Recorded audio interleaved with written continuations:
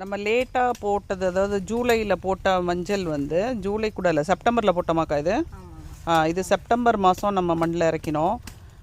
நாங்கள் இன்றைக்கி தண்ணி விடலை, மண் காஞ்சிட்ருக்கு. ஏன்னா மழை வர மாதிரி இருக்கிறதுனால இப்போ நாங்கள் வந்து இது வெட்டி பொங்கலுக்காக எடுத்துக்கிட்டு இருக்கோம்.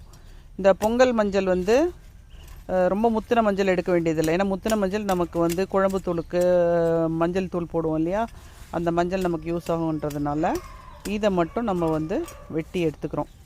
இந்த பக்கம் ஈரம் இருக்குது, அங்கே ஈரத்தை காணும். ஏங்க்கா நாங்கள் ஈரம் இல்லைன்னா தண்ணி விட்டுருப்போம்.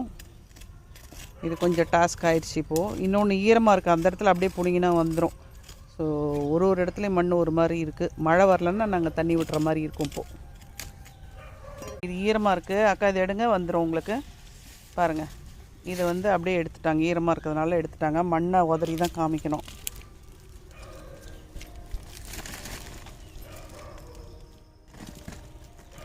ஓகே, இது வந்து நம்ம சின்னதாக எடுத்து நம்ம பானைக்கு பானையில் கட்டுவோம் இல்லையா, அதுக்காக.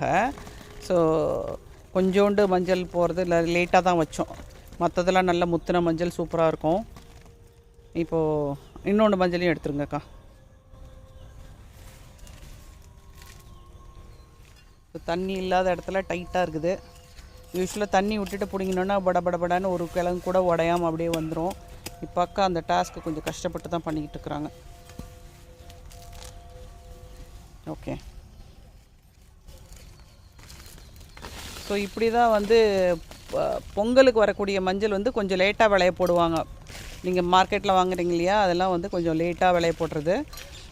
அதுதான் கொஞ்சம் எலசாக இருக்கும். முன்னாடியே போட்டதெல்லாம் இப்படி வந்து காஞ்சி போய் உங்களுக்கு வந்து எடுத்து மஞ்சள் ப்ராசஸ் பண்ணுறதுக்கு உதவுறது.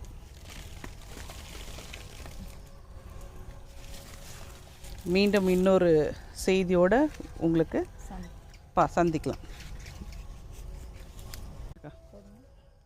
எடுத்துட்டாங்க அக்கா. ஸோ மணமணக்கும் மஞ்சள் எங்களுடைய பொங்கலுக்கு ரெடி ஆகிடுச்சு. இதை என் பொண்ணு வீட்டுக்கு கொடுத்துன்னு போகிறோம். நாங்கள் ஃப்ரெஷ்ஷாக இன்னொரு நாள் வந்து பறிச்சுக்க போகிறோம். பாய்.